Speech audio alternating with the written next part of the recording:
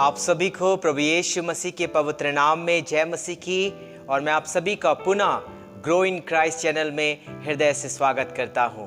मेरे प्रियो, मैं आप सभी का धन्यवाद देता हूं कि आप सभी इन सारे वीडियोस को न केवल सुनते हैं पर दूसरों के साथ शेयर करते हैं। ये आशीष आपके और आपके परिवार पर जुड़ेगी, इस बात को लेकर मैं आनंदित हूँ। आइए मेरे साथ प्रभु के वचन को निकालेंगे और आज के मनन को हम करेंगे। मेरे साथ निकाले भजन संहिता अध्याय 19 उसका 13वां पद हम पढ़ेंगे। वचन पे लिखा है, तू अपने दास को ढिठाई के पाप से भी बचाए रख, वे मुझ पर प्रभुता करने ना पाए, तब मैं सिद्ध हो जाऊंगा और बड़े अपराधों से बचा रहूंगा। हालेलुया। मेरे प्रियो, यहां पर जो मुख्य विषय जिस पर आज आप पर मैं मनन करने वाले वो ये है, ढिठाई के पापों से बचें। आई रिपीट इट अगेन, ढिठाई के पापों से बचें। अब प्रश्न उठता है, ये ढिठाई क्या होता है? मेरे प्रियो, पाप बहुत प्रकार के होते हैं और थोड़े से समय में पापों के विषय में चर्चा करना आसान काम नहीं है।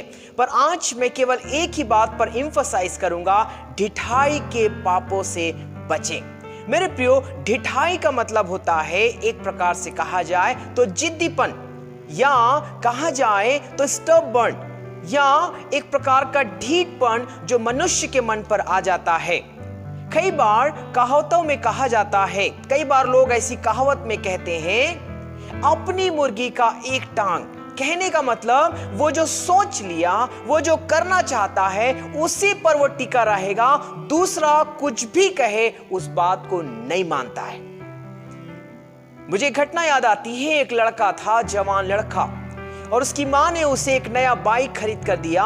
और बाइक खरीदने के बाद उसकी माँ ने कहा, पास्टर साहब प्रार्थना कर दीजिए। और पास्टर साहब ने प्रार्थना की और प्रार्थना के पश्चात उसकी माँ ने उससे कहा, बेटा जब भी इस गाड़ी को तू चलाएगा प्रार्थना किया करना और प्रभु का अनुग्रह में इस गाड़ी को तू चलाना।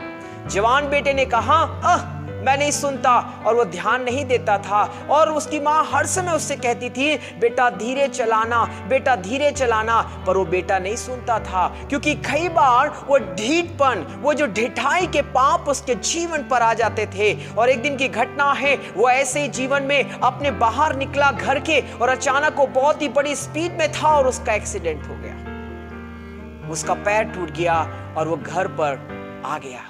प्रभु का धन्यवाद हो कि उसकी मां प्रार्थना करने वाली थी, इसलिए वो बच्चा बच गया। पर उसके ढीठपन ने उसको एक अद्भुत परिस्थिति में लेकर आया, जहां पर उसको समझ आया कि मेरी मां मुझे सही कहती थी। मेरे प्रियो, प्रभु के वचन पे इस बात को हम सीखते हैं। ना केवल यह बच्चा, पर तो जीवन में ऐसी बहुत सी घटनाएं होती हैं आपके और मेरे जीवन पर, जब आप और मैं ढिठाई के पापों में फंस जाते हैं। दूसरे शब्दों में, हमारे मन कठोर हो जाते हैं और हम परमेश्वर के वचनों को, परमेश्वर की बातों को अपने जीवन पर नहीं मानने के कारण अपने जीवन पर विपत्ति को लेकर आते हैं। मेरे प्रियो, परमेश्वर की वचन यिर्मयाह की पुस्तक अध्याय 18 उसके 12वें पद में लिखा है, परंतु वे कहते हैं ऐसा नहीं होने का, हम तो अपनी ही कल्पनाओं के अनुसार चलेंगे और अपने बुरे मन के हठ पर बने रहेंगे। मेरे प्रियो, यहां पर हम देखते हैं इज़राइल के घराने के विषय पर लिखा है, वे लोग कहते हैं हम अपनी कल्पनाओं के अनुसार चलेंगे, अपने बुरे मन के हठ पर बने रहेंगे। इज़राइल भी नहीं चाहता था, इज़राइल के लोग भी नहीं चाहते थे कि हमारा मन बदल जाए। वो कहते थे हम कठोर रहेंगे, हम ढिठाई के पाप में जीवन जिएंगे। और आप जानते हैं कैसे परमेश्वर ने उनके साथ बर्ताव की। जब आप नीति वचन अध्याय 28 उसके 14वें पद को पढ़ेंगे, पर लिखा है, जो मनुष्य निरंतर प्रभु का भय मानता रहता है वह धन्य है, परंतु जो अपना मन कठोर कर लेता है वह विपत्ति में पड़ता है। मेरे प्रियो, कहने का मतलब यह है कि परमेश्वर का वचन मुझको और आपको समझाता है, उस ढिठाई के पाप से हटना है, अपने मन को कठोर नहीं करना है, परंतु मन को अच्छा करना। इस बात को हम आगे सीखेंगे। वचन पे लिखा है, जो व्यक्ति अपने मन को कठोर करता है वो विपत्ति में पड़ता है। क्या आप और मैं विपत्ति में पड़ना चाहते हैं? अगर मेरे और आपके मन कठोर हैं परमेश्वर का वचन मुझसे और आपसे कहता है, इस ढिठाई के पापों से, इस मन के कठोर हो जाने से, उस बात को, उस जीवन को, उस परिवार की बात को लेकर या भविष्य को लेकर या परिवार में ऐसी बातें जिसको लेकर आप चिंतित हैं, जिसके कारण आपका मन ढिठाई के पापों से परिपूर्ण हो गया है, ढीठपन नहीं छूट रहा है, होने दे। परमेश्वर का वचन मुझको और आपको सहायता करे कि ये ढिठाई के पाप मेरे जीवन से निकलने पाए। ये मेरी और आपकी प्रार्थना होनी पाए। मेरे प्रियो, मैं एक व्यक्ति को जानता हूं जो परमेश्वर के वचन पर जिसका जिक्र है, उसका नाम योना है। आप सभी योना को जानते हैं। आप जानते हैं परमेश्वर ने उससे कहा, ये योना, मैं चाहता हूं कि तू निनवे को जा, वहां मेरा समाचार दे उन्हें, वहां मेरे सुसमाचार का प्रचार कर, वे लोग मन फिराएं, उनका जीवन बदल जाए। वचन पे लिखा है, योना निनवे को न जाकर तर्शीश को गया। पता है क्यों? क्योंकि वो जानता था कि परमेश्वर उन्हें माफ कर देगा, पर उसके पीछे एक और बात भी थी, क्योंकि वह जानता था कि जो निनवे है वो इजरायली का सबसे खतरनाक शत्रु है। कहने का मतलब उसका मन ढीठ हो गया था, वो नहीं चाहता था कि निनवे बच जाए। मेरे प्रियो, कई बार आप और मैं इतने ढीठ हो जाते हैं कि हम दूसरों के भलाई के बारे में नहीं सोच पाते हैं, इतने ढीठ हो जाते हैं। क्या प्रभु का वचन ये चाहता है? नहीं, प्रभु का वचन चाहता है आप और मैं अच्छा जीवन जिए। प्रभु के वचन पे लिखा, योना की पुस्तक अध्याय 1 उसके 12वें पद में लिखा है, उसने उससे कहा, मुझे उठाकर समुद्र में फेंक दो। तब समुद्र शांत पड़ गया, क्योंकि मैं जानता हूं, ध्यान से सुनिए, क्योंकि मैं जानता हूं कि यह भारी आंधी तुम्हारे ऊपर, ध्यान से सुने, मेरे कारण आई है। हालेलुया। मेरे प्रियो, कहने का मतलब यह है कि वो जो ढीठपन उसका था, वो जो ढिठाई के पाप उसके जीवन पर आ गए थे, उस पापों के कारण, आप जानते हैं योना के विषय में बचपन से सुना होगा, नहीं भी सुना तो कहीं ना कहीं माध्यमों से आप सुन सकते हैं। योना के ढीठपन के कारण जिस जहाज पर वो जा रहा था, उस जहाज के लोग प्रॉब्लम में आ गए। वो बड़ी आंधी आई, बड़ा तूफान आया, जहाज टूटने पर था, वो कभी भी डूब सकता था। और वचन पे लिखा, चिट्ठी डाली गई, वो योना के नाम पर आई। और आप और मैं जानते हैं कि योना उस बात को ग्रहण कर लिया, हाँ मेरी गलती है। और 12वें पद में कहता है, मैं जानता हूं यह विपत्ति, यह समस्या मेरे कारण आई है।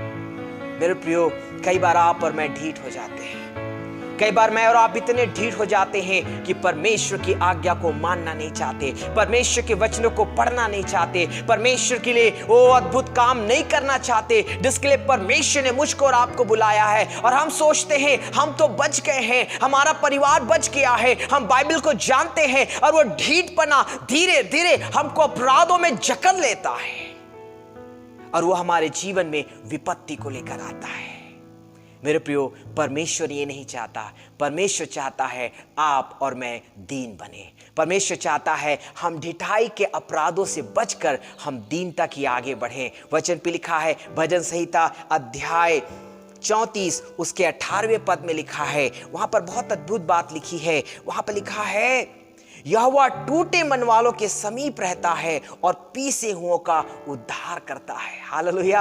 वहां पे लिखा है, टूटे मन वालों के समीप रहता है, मतलब जो मान लेता है, हाँ प्रभु मुझसे गलती हो गई है, वो जो कहता है प्रभु मैं ढीठपन से नहीं जीऊंगा, परमेश्वर उसके समीप रहता है। हालेलुया। मेरे प्रियो, क्या आप नहीं चाहते परमेश्वर की अद्भुत आशीष को अपने जीवन पर, या आप ढिठाई के पापों में जीवन जीना चाहते हैं? परमेश्वर मुझको और आपको ढिठाई के पापों से हटाकर एक नया जीवन देना चाहता है। जब हम पढ़ते हैं याकूब की पत्री अध्याय 4 उसके 10वें पद में, वहां पर लिखा है, प्रभु के सामने दीन बनो तो वह तुम्हें शिरोमणि बनाएगा। हालेलुया। मेरे प्रियो, अगर आप और मैं ढिठाई के पापों में, अपराधों में जकड़े रहेंगे तो कुछ नहीं, हम नरकीय उस स्थान की तरफ आगे बढ़ेंगे। पर प्रभु ये नहीं चाहता कि मेरे लोग नरक की ओर जाएं। प्रभु चाहता हर एक का उद्धार हो, प्रभु चाहता हर एक आशीष पाए, प्रभु चाहता हर एक का जीवन बदले, प्रभु चाहता हर एक परिवार में परिवर्तन हो, प्रभु चाहता वो सारी बातें जिसको लेकर आप प्रार्थनारत हैं यीशु के नाम से आपके जीवन पर पूरी होने पाए। पर क्या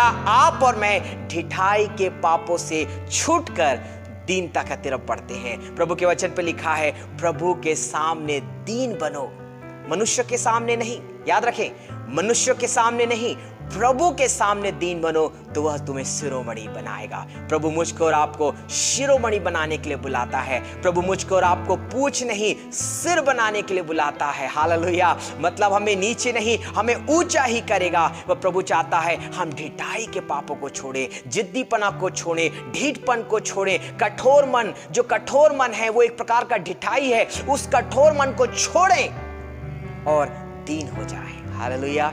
और दीनता का जीवन जिए, और ये दीनता का जीवन बहुतों के लिए आशीष का कारण बनेगा। मैं विश्वास करता हूं प्रभु का वचन हम में से हर एक से बोले और बातचीत करे कि हम ढिठाई के पापों को छोड़कर दीनता की तरफ आगे बढ़ें, ताकि परमेश्वर मुझको और आपको शिरोमणि बनाए। आइए हम प्रार्थना करें। प्रभु आपके नजदीक आते हैं। पिता धन्यवाद करते हैं, आज आपने वचन के माध्यम से हमसे बोला और बातचीत किया। हाँ पिता, आप हमें ढिठाई के पापों से हटाकर दीनता की ओर लेकर आना चाहते हैं। आप चाहते हैं हम इस कठोर मन के जीवन से बचें और पिता आपकी दीनता में जीवन जिए, क्योंकि आप टूटे और पीसे हुए मन वालों के समीप रहते हैं। पिता आप आशीष देने के लिए तैयार हैं, पर आप चाहते हैं कि हम दीन हो जाएं। पिता सुनने वालों को आशीष दे, हमें से हर एक दीन हो और आपकी आशीष को अपने जीवन पर प्राप्त करें। आपने अनुग्रह किया, धन्यवाद। प्रभु यीशु के नाम से इस प्रार्थना को मांग लेते हैं। आमेन, आमेन, आमेन।